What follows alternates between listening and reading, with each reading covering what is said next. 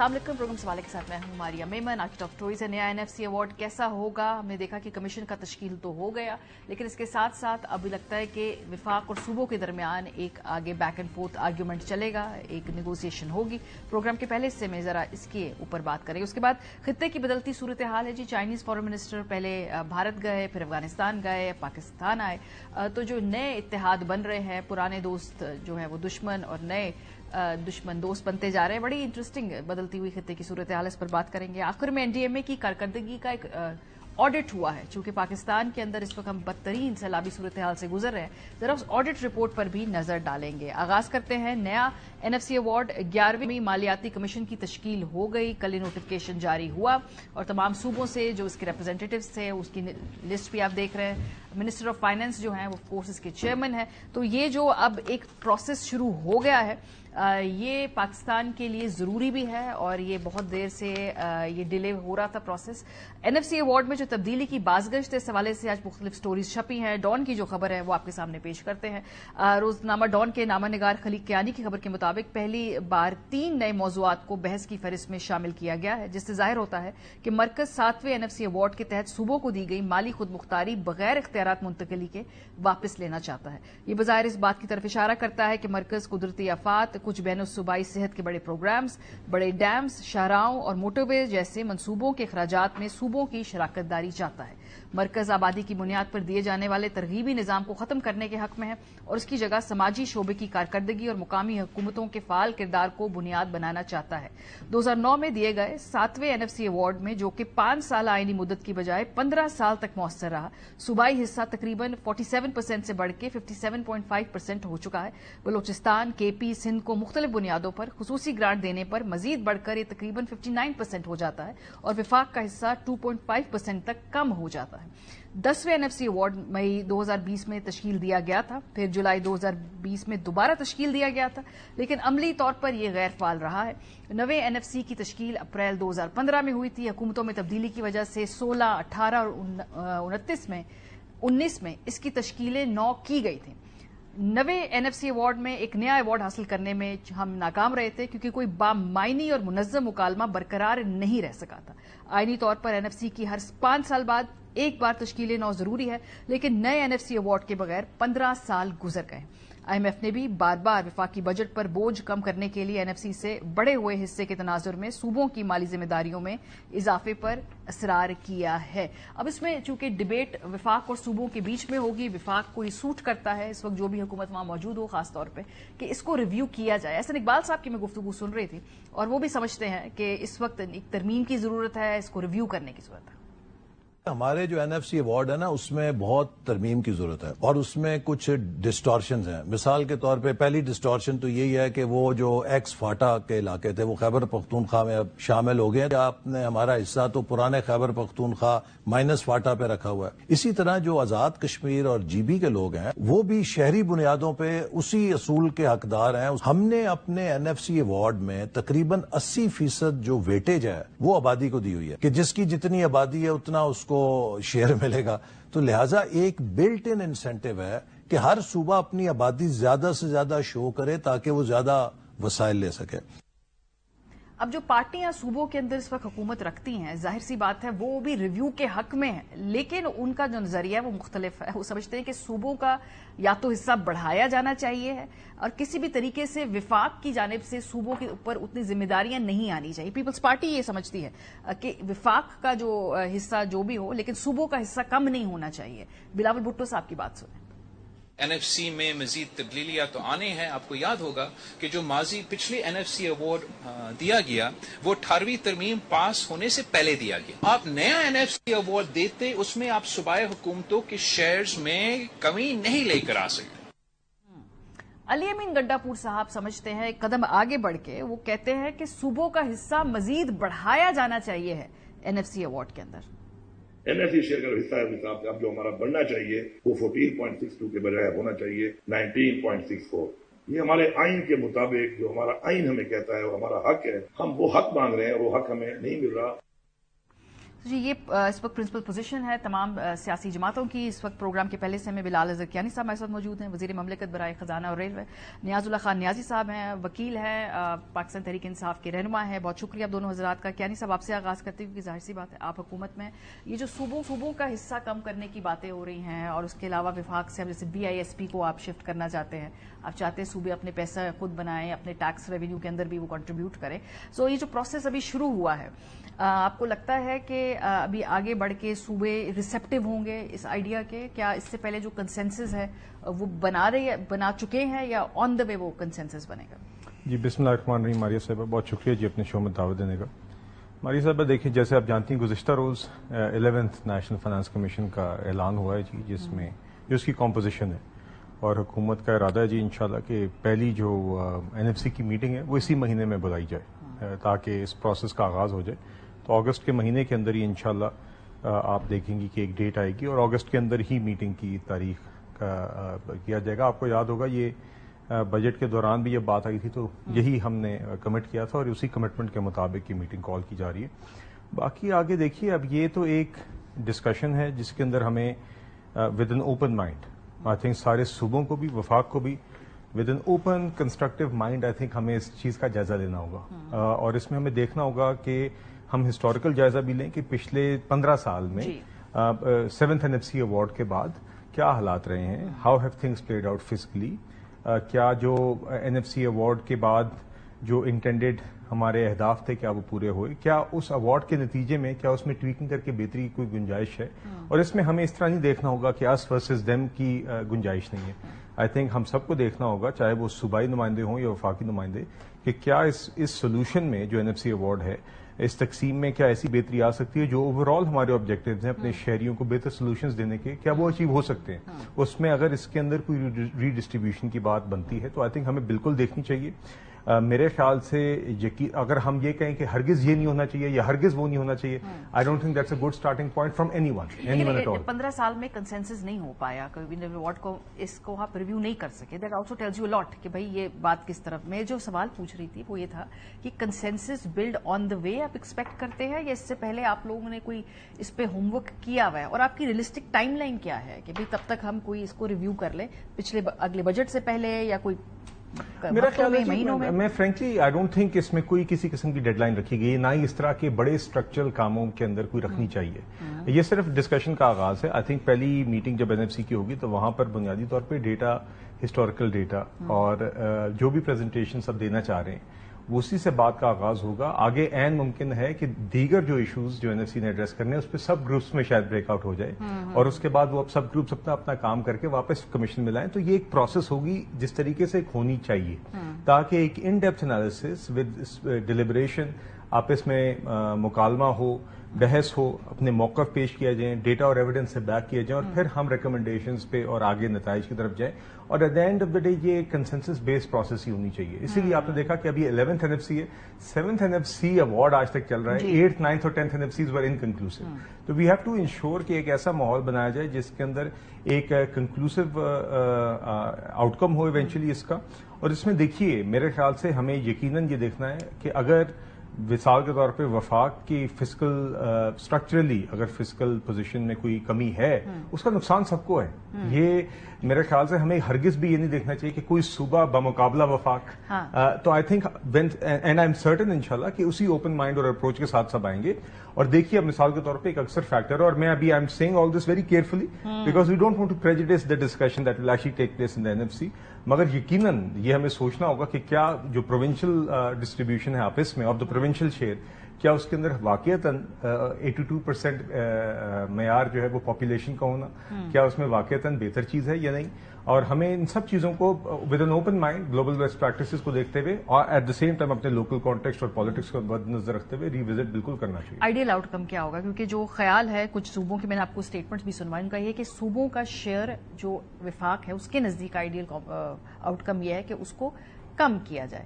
یہ آپ اس پرسپیکٹو سے آپ لوگ جا رہے ہیں کہ کیا یہ آپ کے نزدیک بھی آئیڈیل آؤٹ کم ہے؟ میں کسی کی شیئر کم کرنے کی بات نہیں کروں گا. میں یہ ضرور کہوں گا کہ آئی تھنک ہمیں یہ دیکھنا ہوگا کہ کیا وفاق کی فسکل سسٹینیبلٹی ہونی چاہیے, کیا وفاق کی ہم سب کا کامن ایجنڈا ہونا چاہیے بطور پاکستانی ایک پرفارمنس ریلیٹڈ ہے، بالکل آپ اس کے اندر بات کر سکتے ہیں، اور ہمارے دیگر ایشوز رہے ہیں. ہمیں export to G D P ratio اپنا بڑھانا، tax to G D P ratio ہم بات کرتے ہیں کہ 15% تک چلا جائے، مگر ابھی موجودہ حقیقت یہ ہے کہ آپ 15% پر بھی چلے جائیں. ابھی اس سال ہم نے 8.8 سے 10.2% تک گئے ہیں. 10.2 سے آپ 15 پہ بھی چلی جائیں تو ابھی بھی وفاق کی سسٹینیبلٹی اس طریقے سے انشور نہیں ہوتی. اس میں پرفارمنس ریلیٹڈ چیزیں ڈسکس ہو سکتی ہیں، but keeping those things in mind ہمیں یقیناً یہ سارا ڈیٹا سامنے رکھ کے یہ بحث کرنی چاہیے. ایٹ دا سیم ٹائم دیکھیے we have to also see کہ کیا صوبوں کے پاس جو ریونیو ارننگ آرمز ہیں وہ کس حد تک استعمال ہوئے اور ہونے چاہیے بھائی، صوبوں کو اپنا پیسہ خود کما کے خود اس کو خرچ کرنا نہیں. مگر دیکھیے اس کے لیے وی آلسو ہیو ٹو سی کہ ویدر اگر کوئی امبیلنس ہے وفاق اور صوبوں کی ارننگ یا ان کے انسینٹیو ٹو ارن میں، تو وہ بھی ایڈریس ہونا چاہیے. تو اسی لیے ہمیں اس میں یہ بھی عین ممکن ہے. There are several possibilities. I am being careful not to dive into those because again یہ چیزیں میز پہ آنی چاہیے NFC کے اندر. مگر یہ بھی دیکھا جا سکتا ہے کہ کیا وفاق کے صوبوں کے پاس جو ریونیو ارن کرنے کی چیزیں تھیں اگر وہ اس کے صحیح طریقے سے نہیں استعمال ہو، یا اس کو اس کے اوپر اس طریقے سے پش کیا ہوئی ہے یا نہیں ہوئی، اس کی آؤٹ کمز کیا ہوئی ہیں. سو دیکھیے کوئی بھی چیز حرف آخر نہیں ہوتی. NFC ایوارڈ اٹ سیلف بھی حرف آخر نہیں ہے، اس کے اندر امپروومنٹ کی گنجائش ہے. ہمیں بالکل کلیکٹیولی اس کو دیکھنا چاہیے. آپ نے اس کو انسینٹیوائز بھی کرنا ہے نا. فی الحال کوئی انسینٹیو نہیں صوبوں کے پاس کہ وہ یہ سب کچھ کریں جو آپ اس وقت کہہ رہے. ایک اور جو اہم پوائنٹ ٹیکنیکلی کہ آپ قانون دان بھی ہیں تو میں وہ قانونی سوال بھی آپ سے پوچھوں. پیپلز پارٹی کلیم کرتی تھی کہ آئین کا آرٹیکل 160 ہے، اس کے تحت صوبوں کا حصہ کم ہو نہیں سکتا ہے، تو اس لیے اگر یہ ریویو ہوگا بھی تو یہ صوبوں کے حصے میں سے کٹ نہیں لگ سکے. فیکچولی کریکٹ بات ہے. ماریا میں بھی اسی سے بات شروع کرنے لگا تھا کہ آرٹیکل 160 جو ہے NFC ایوارڈ کے بارے میں وہ انڈیپینڈنٹ آرٹیکل ہے، جس طریقے آپ CCI کا کہتے ہیں کونسل آف کامن انٹرسٹ.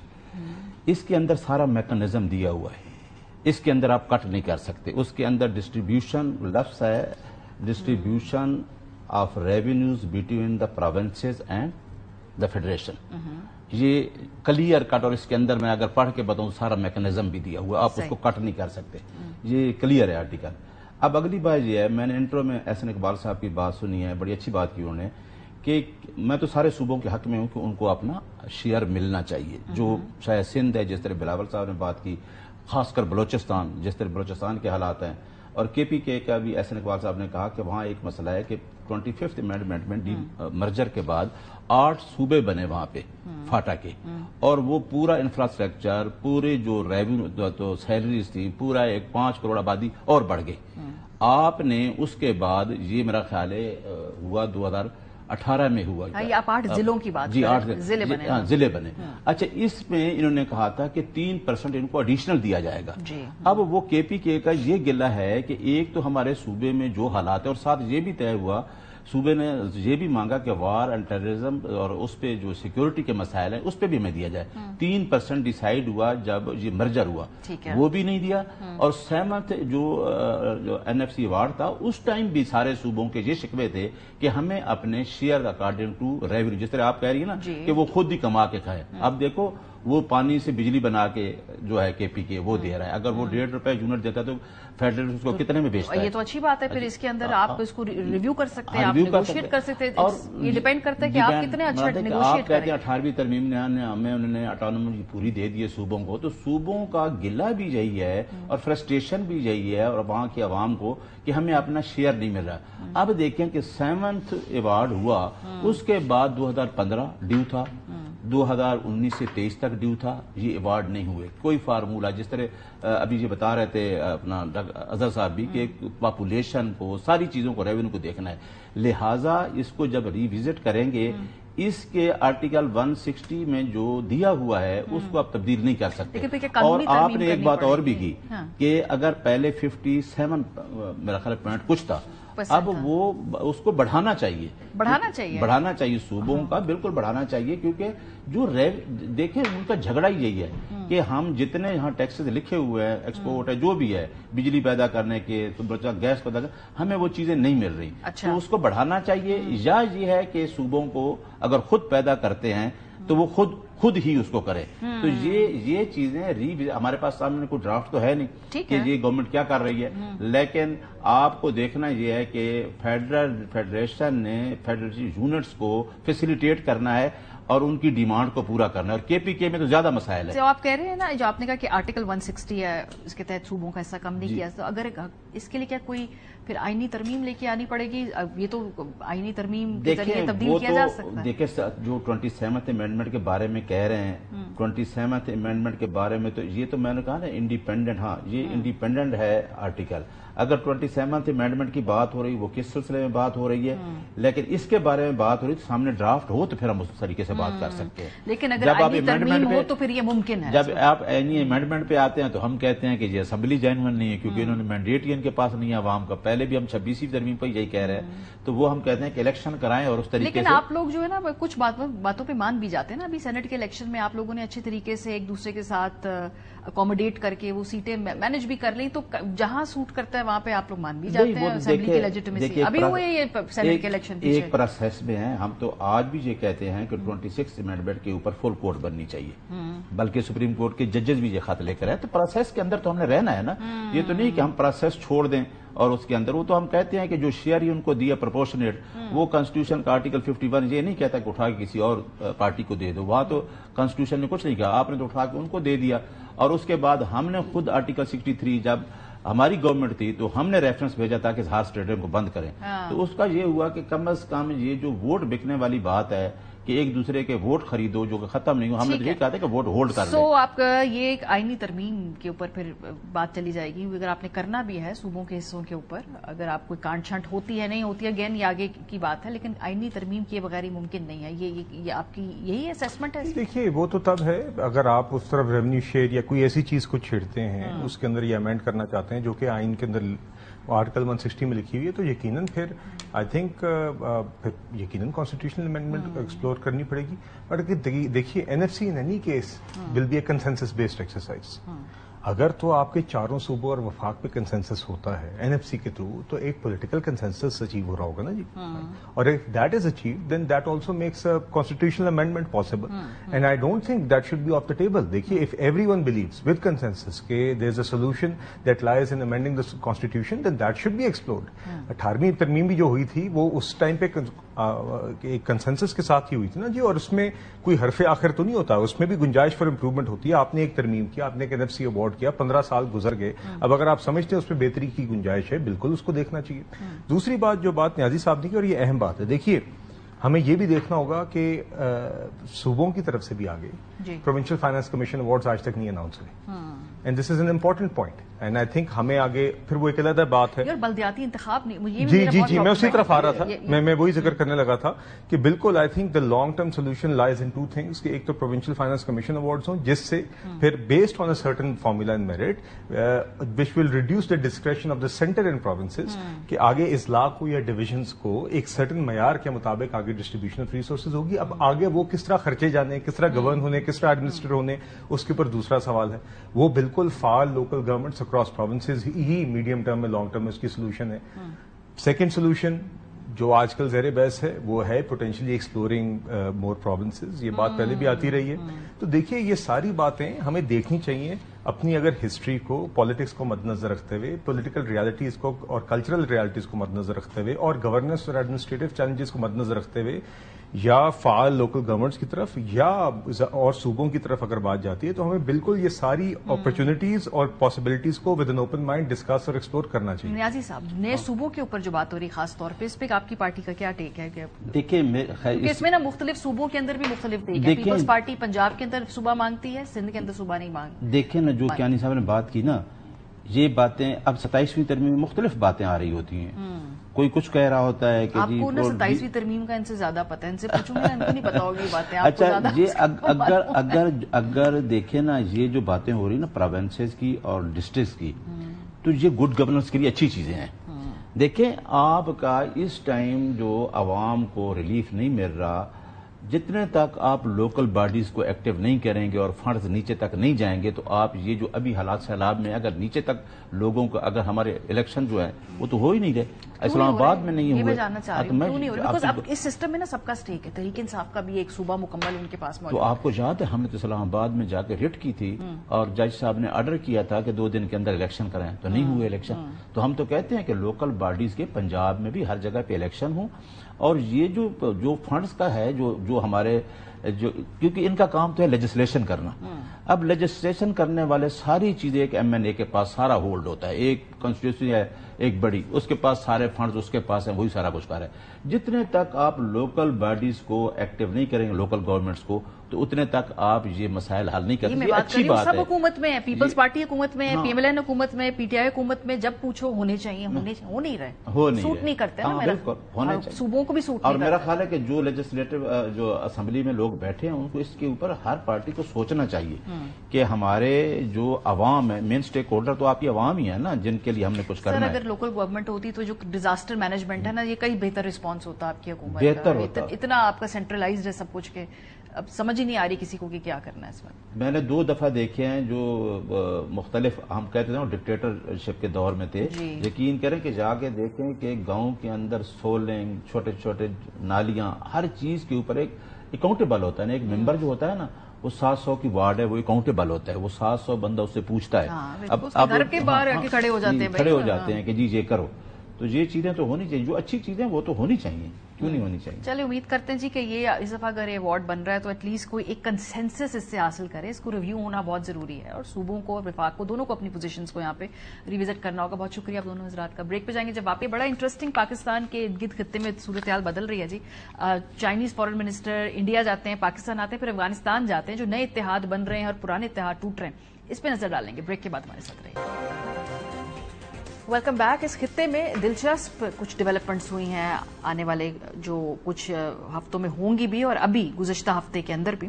چینی وزیر خارجہ نے 3 اہم دورے کیے. یہ جو دورہ شروع ہوا, سب سے پہلے یہ بھارت سے شروع ہوا, اور اس کے بعد وہ آئے افغانستان, اور آخر میں 21 اور 22 اگست کو 2 روزہ دورے پر وہ پاکستان آئے. سو یہ جو چینی فارن منسٹر ہے, ان کے جو دورے ہیں, ان کا مقصد کیا تھا, ان تمام ممالک کے اندر جا کر جو وہ کیا اپنے مقاصد حاصل کرنا چاہتے تھے. جو بھارت کا سب سے پہلے اگر ہم دورے کی طرف نظر ڈالیں تو وہاں پر بھارت اور چین کا ہم دیکھتے ہیں کہ کتنا پرانا یارانہ ہے. یہ جو یارانہ ہے, یہ میں سرکازم کے کانٹیکس میں استعمال کر رہی ہوں. ظاہر سی بات ہے وہ ایک دوسرے کے بہت سارے معاملات کے اندر حریف ہے, لیکن لگتا ہے کہ کچھ برف پگھلی ہے اور پرانے حریف کچھ حلیف بنتے جا رہے ہیں. اور خاص طور پہ جو پرائم منسٹر مودی کی پھر اس کے بعد ٹویٹ آئی, وہ بڑے خوش تھے کہ بھائی جتنے بھی تعلقات میں جو پیش رفت ہو رہی ہے چین کے ساتھ برف پگھل رہی. اس کے بعد انہوں نے جو وہاں پر مختلف آن لائن پلیٹ فارمز تھے, جس کے اندر ٹک ٹاک تھا جس کو بین کیا ہوا ہے, اور جو باقی کامرس کی سائٹس تھیں وہ بین کی ہوئی تھی چین کی, بھارت نے اس پر سے پابندی بھی اٹھا دی. اس کے بعد چینی فارن منسٹر جاتے ہیں افغانستان, اور وہاں پر وہ ملاقاتیں کرتے ہیں, اور ہم نے دیکھا کہ وہاں سے بھی بڑی گڈی اچھی اسٹیٹمنٹ سامنے آتی ہیں. اور ایسی کسی بات چیت کا پہلی مرتبہ جو ہے طالبان نے اس کو فیسیلیٹیٹ کیا تھا جب پاکستان اور یہ چین کے ساتھ ہو رہی تھی. سو ہم نے دیکھا کہ جی یہاں پر بھی تھوڑی سی برف پگھل رہی ہے. اس کے بعد پاکستان کا دورہ ہوتا ہے, پاکستان کا 2 روزہ دورہ ہے. اس کے بعد جو اعلامیہ آتا ہے وہ آپ کے سامنے پیش کرتے ہیں. چینی وزیر خارجہ کے دورے پاکستان پر جو بیجنگ ہے اس کی جانب سے ایک اہم بیان سامنے آتا ہے کہ چینی دفتر خارجہ کے ترجمان نے کہا ہے کہ عالمی منظرنامہ خواہ کچھ بھی ہو, پاکستان اور چین کی روایتی دوستی لازوال, غیر متزلزل اور ناقابل تسخیر رہے گی. ترجمان کا کہنا تھا کہ چین ہمیشہ پاکستان کا انتہائی قابل بھروسہ اور مضبوط دوست رہا ہے. اسلام آباد میں وزیر اعظم شہباز شریف اور چینی وزیر خارجہ وانگ جی کی ملاقات بھی ہوئی, جس میں 2 طرفہ تعلقات اور تعاون کے مختلف پہلوؤں پر تبادلہ خیال کیا گیا. 2 طرفہ تعاون کے مختلف شعبوں بشمول CPEC 2, تجارتی اقتصادی تعلقات, کثیر الجہتی تعاون اور عوامی روابط پر بات چیت بھی ہوئی ہے. اب 2 قسم کے ٹرائی لیٹرل اس وقت اتحادوں پر بات ہو رہی ہے. پہلا تو ظاہر سی بات ہے جس کے اندر پاکستان ہے, چین ہے, افغانستان ہے, اور جو دوسرا ہے اس میں چین اور پاکستان, بنگلہ دیش. تو یہ مختلف جو ڈیولپمنٹ ہمارے اس خطے کے اندر ہو رہی ہیں. اس کے ساتھ ساتھ اسحاق ڈار صاحب 13 سال بعد بنگلہ دیش گئے ہیں, اور پاکستان کے پہلے وزیر خارجہ ہیں, 13 سال کے بعد ان کو وہاں ویلکم کیا گیا. وہ ملاقاتیں ہیں, رابطے ہیں, ہم یہ دیکھ رہے ہیں کہ ساتھ میں آپس میں ویزا فری انٹری کی بات بھی ہو رہی دونوں ممالک کے اندر. تو بہت زیادہ تبدیلیاں آ رہی ہیں. ذرا اس کے کچھ سینس بنانے کی کوشش کرتے ہیں, سمجھنے کی کوشش کرتے ہیں. ہمارے ساتھ پروگرام میں کامران یوسف صاحب موجود ہیں, اس کے علاوہ طاہر خان صاحب موجود ہیں. جو 2 مختلف اتحادوں کی بات کی ہے, ذرا اس پر بھی بات کریں گے. کامران صاحب آپ سے آغاز کرتے ہیں. پریس ریلیز تو بڑی رسمی سی چیز ہوتی ہے, ظاہر سی بات ہے, اس میں اچھے الفاظ کا چناؤ ہوتا ہے. مقصد کیا ہے یہ چائنیز فارن منسٹر اگر ہم دیکھیں, بھارت کے بعد وہ افغانستان, پاکستان بھی آتے ہیں, کیا اس کے بیک ڈراپ میں کیا ہو رہا ہے؟ دیکھیں بیک ڈراپ میں یہ ہو رہا ہے کہ سب سے پہلے جو چین ہے، چین کی اگر آپ ڈپلومیسی کو دیکھیں وہ بڑی مختلف ہے مغرب کے مقابلے میں، اور خاص کر کے جو ٹرمپ کی پالیسی ہے بڑی کوارسو قسم کی، بڑا اوپنلی وہ کھیل رہے ہیں. China on the other hand in کا جو سٹائل ہے وہ بڑا پھونک پھونک کر اور بڑا خاموشی کے ساتھ موو کرتے ہیں. اور چائنا کی ہمیشہ سے یہ پالیسی رہی ہے کہ اپنے دوستوں کے ساتھ تو وہ انگیج کرتے ہی کرتے ہیں، لیکن ان کی ایک پالیسی رہی ہے کہ ایون ان کے جو ایڈورسریز ہیں ان کے ساتھ بھی وہ بات چیت کا دروازہ بند نہیں کرتے.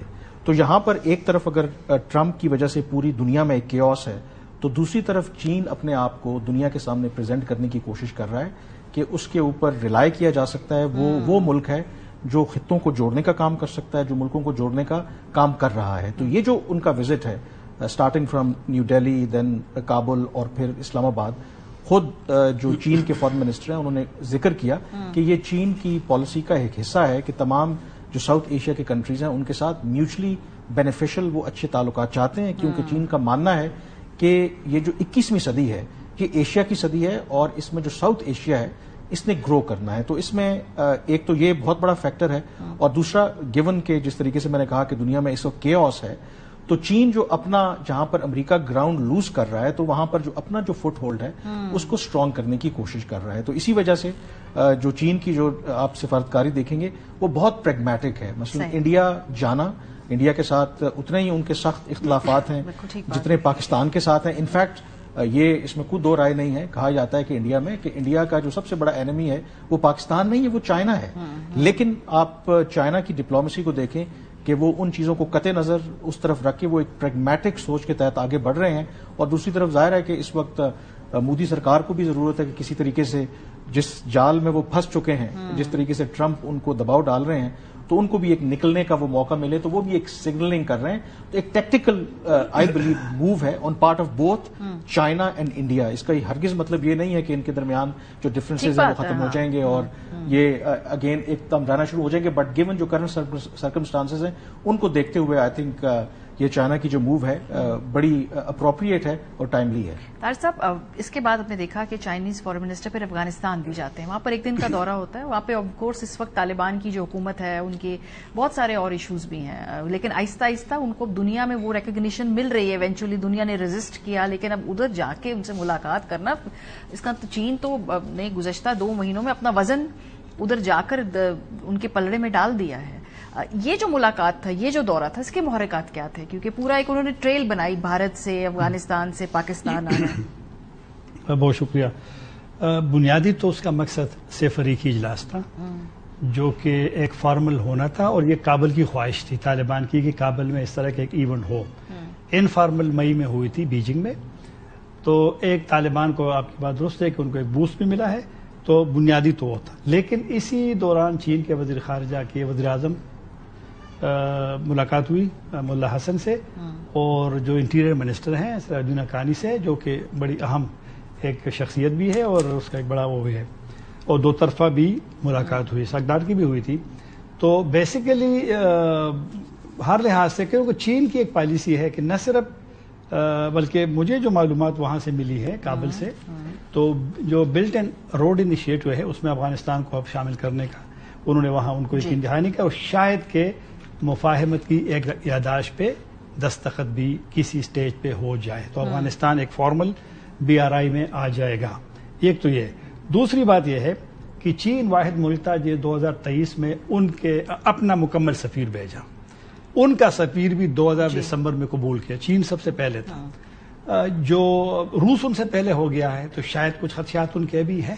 جس طرح کے سرکاری نیوز ایجنسی کا جو سٹیٹمنٹ میں نے پڑھا ہے، تو ملاقاتوں میں انہوں نے جو مشرقی ترکستان اسلامک جو تحریک ہے ETIM، اس کے حوالے سے انہوں نے بات کی ہے.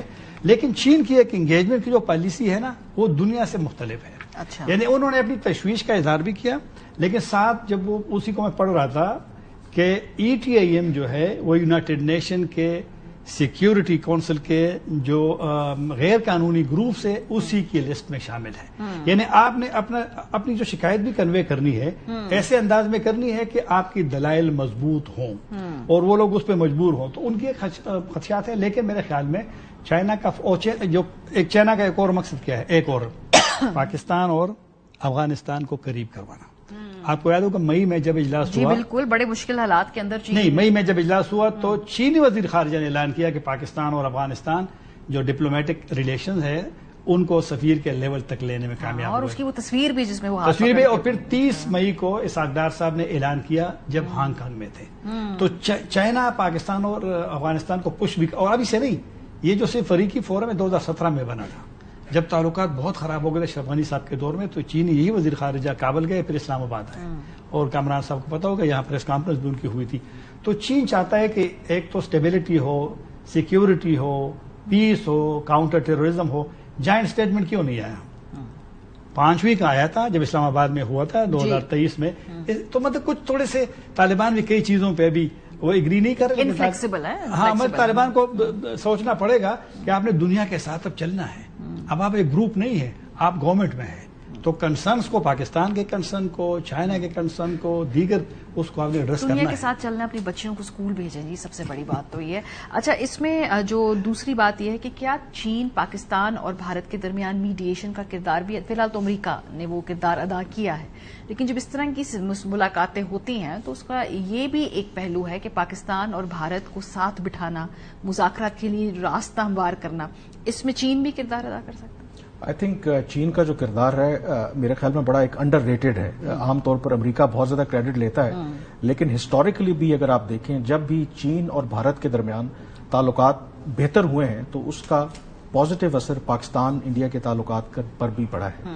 اور میری بھی جو چین کے جولائی میں چائنا میں تھا, ان کے کئی سینئر وزراء سے میری بات ہوئی, اس ایشو کے اوپر بھی بات ہوئی.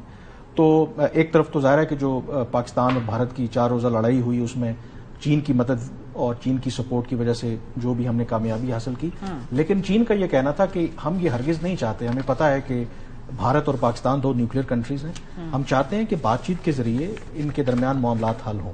اور جو میری معلومات ہیں کہ جہاں اور ڈسکشنز ہو رہی ہیں وہاں پر جو چین کے وزیر خارجہ بھارت گئے تھے اور پاکستان بھی آئے ہیں, تو ایک خواہش ضرور ہے کہ خاص کر کے ایس سی او سمٹ ہونا ہے, کیونکہ ایس سی او سمٹ کی میزبانی چین کر رہا ہے. تو چین چاہے گا کہ وہاں پر کوئی بدمزگی نہ ہو, کیونکہ جو کاؤنسل آف فارن منسٹرز کی میٹنگ ہوئی تھی حال ہی میں چین کے اندر, تو مشترکہ اعلامیہ نہیں آیا تھا کیونکہ اتفاق نہیں ہوا تھا اس مشترکہ جو جوائنٹ اسٹیٹمنٹ ہوتا ہے. تو چین ضرور چاہتا ہے کہ پاکستان اور بھارت کے درمیان کسی لیول کے اوپر کم از کم جو بھی ان کے ایشوز ہیں بات چیت ضرور ہو, لیکن وہ کس حد تک کامیاب ہو پاتے ہیں, کیونکہ اس میں جو سب سے بڑا پرابلم ہے, آئی تھنک پاکستان تو بڑا اوپن ہے. آج بھی میرے بڑے سینئر ایک پاکستانی سفارتکار سے بات ہو رہی تھی, انہوں نے کہا جی ہم تو بڑے اوپن ہیں, ہم تو دہشت گردی پر بھی بات کرنے کے لیے تیار ہیں, کشمیر پر بھی, پانی پر بھی, لیکن اصل میں بھارت جو ہے اور بھارت کی جو گورنمنٹ ہے وہ اپنے آپ کو انہوں نے باکس کر لیا ہے. کیونکہ اگر وہ اس سٹیج کے اوپر یو ٹرن لیتے ہیں, پاکستان کے ساتھ انگیج کرتے ہیں, آلریڈی جو پرائم منسٹر مودی ہیں کتنا ان کے اوپر دباؤ ہے, اور یہ اگر وہ شفٹ لیتے ہیں تو آپ امیجن کر سکتے ہیں کہ وہاں پر کتنا بڑا فال آؤٹ ہوگا. چین چاہتا ضرور ہے, کب یہ ہوگا I think that remains to be seen. Tahir صاحب, بہت ساری قوتوں کو, مختلف ممالک کو ٹیبل پہ بٹھا لینا ہی کافی نہیں ہے, اس سے بعد میں حاصل کیا ہوتا ہے, وہ ٹرانسلیٹ کن چیزوں میں کرتا ہے. اگر پاکستان اور افغانستان ساتھ بیٹھتے ہیں تو جو بھی فیصلے ہوں گے اس کے لیے بہت سارے اور بھی مراحل ہیں. ایک ان فیصلوں کی اونرشپ میں کیا چین بھی حصے دار ہوگا, گارنٹر کون ہوگا, ایگزیکیوٹر کون ہوگا, بہت سارے بھی مراحل ہیں. ساتھ ٹیبل پہ بیٹھنا ہی کافی نہیں. میرے خیال میں پاکستان اور افغانستان کو چین کی میڈیشن کی ضرورت بالکل بھی نہیں ہے. اور یہ بڑے افسوس کی بات ہے کہ باوجود اس کے کہ ہم ایک دوسرے سے وہ کرزئی صاحب کہا کرتے تھے نا, ناراض بھی ہوتے تھے پاکستان سے کہ کس مرتبہ میں آیا, لیکن ان کی اپنی ایک, لیکن وہ پھر بھی کہتے تھے کہ پاکستان, بات آپ سے کاٹ رہا ہوں کہ کتنی لمحہ فکریہ ہے کہ ہم نے طالبان اور چین کے درمیان اصل میں پہلے ہم نے رابطہ کروایا, اور آج ہمیں آج ہمیں چین کی ضرورت پڑ رہی ہے کہ ان کے ساتھ مفاہمت. ہاں, چین تو الگ تلگ رہا نا, جب تک فورسز وہاں تھی 2014 میں فرسٹ ٹائم انہوں نے اسپیشل انوائے مقرر کیا تھا. تو قطر میں جب چین جاتا تھا تو وہ تو تھرو پاکستان ہوتا تھا, لیکن بہرحال خیر وہ ظاہر بات ہے چین سے لوگ. مسئلہ یہ ہے کہ تیسرا فریق کیوں آپ کا کرے, جب آپ کے 2600 کلومیٹر بارڈر ہو, آپ کا کلچر, آپ کی زبان, آپ کا آنا جانا, رشتہ داریاں ہیں. آپ نے چند دن پہلے ان کی کامرس منسٹری کا بیان تھا افغانستان کا کہ 1 سال میں $1 ارب تک آپ کی ٹریڈ پہنچ گئی ہے, اور یہ 33% ہمارا 6 مہینوں میں اضافہ ہوا ہے, اور ان کے 16%. ابھی پی ٹی اے پہ ہم نے اس کا آغاز کر دیا, 4 چیزوں کا وہ ہوگا, مطلب ایک ٹیکس کم کر دیا. تو لہٰذا چین چین آپ کو اس وقت پش کر رہے کہ جب آپ انہوں نے دیکھ لیا کہ یار یہ کیا کر رہے پوری دنیا ایک جس طرح آپ نے 12 سے شروع کیا اور کامران نے جواب دیا آپ کو تو لہٰذا اب تیسرا ملک آئے گا آپ کو وہ کرے گا تو لہٰذا مطلب ہمارے پاس آپشن تو کھلے ہیں نا. تو اگر ہم خود نہیں کر سکتے پاکستان اور افغانستان تو یہ بڑی بدقسمتی کی بات ہوئی کہ ہم تیسرے کو دیکھیں کہ وہ آ کر ہماری صلح کرا دیں. ایک جو ریسنٹ اور ڈیولپمنٹ آج ہوئی ہے اسحاق ڈار صاحب کا جانا بنگلہ دیش 13 سال کے بعد وہاں پر, اور یہ جو ویزا فری انٹری کے اوپر اگریمنٹ ہوا دونوں ممالک کے, یہ تو بہت بڑا بریک تھرو ہے.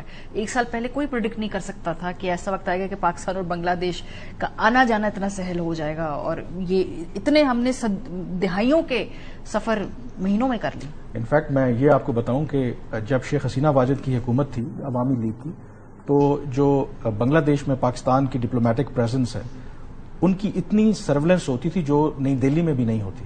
یہ مجھے جو وہاں پہ ڈپلومیٹس ہیں وہ بتاتے تھے اس حد تک وہاں پر مشکل تھا پاکستان کے لیے آپریٹ کرنا. لیکن ان کے جانے کے بعد جو تبدیلی آئی ہے ود ان اے ایئر میرے خیال میں بہت ہسٹورک اور ڈرامیٹک ہے, اور آئی تھنک اس اپرچونٹی کو دونوں ممالک کو اور پاکستان کو بھی اس کا پورا فائدہ لینا چاہیے. اور اسحاق ڈار صاحب جو گئے ہیں وہاں پر, اور آج ہی جو ان کی 2 بڑی ملاقاتیں ہوئی ہیں, ملیں گے وہ پروفیسر محمد یونس سے بھی, لیکن جماعت اسلامی کے وفد سے ملاقات ہوئی ہے بنگلہ دیش کے, ان کی بنگلہ دیش نیشنلسٹ پارٹی ہے, اور جماعت اسلامی کے اوپر تو جو بنگلہ دیش کی ہے ان کے اوپر ساری زندگی یہی الزام لگتا رہا کہ یہ تو پرو پاکستان ہے. اور عوامی لیگ نے, شیخ حسینہ واجد نے جس طریقے سے ان کے خلاف کریک ڈاؤن کیا, ان کے رہنماؤں کو پھانسیاں دیں, اور وہ بھی دونوں ملکوں کے درمیان تعلقات میں بگاڑ کی ایک بہت بڑی وجہ تھی. تو ایک بہت میرے خیال میں زبردست آغاز ہے جہاں فارن پالیسی کے اعتبار سے دیکھیں اور پاکستان کو کامیابیاں مل رہی ہیں, لیکن یہ ایک وہ ایریا ہے جس پہ ہمیں کیپٹلائز کرنے کی ضرورت ہے. آغاز میں بھی آپ نے بات کی تھی, یہاں پر بھی ایک ٹرائی لیٹرل جو فورم یومنگ میں ملاقات ہوئی تھی پہلی پاکستان, بنگلہ دیش اور چین کے آفیشلز کی, اور آگے چل کر اس کو ایکسپینڈ بھی کیا جا سکتا ہے.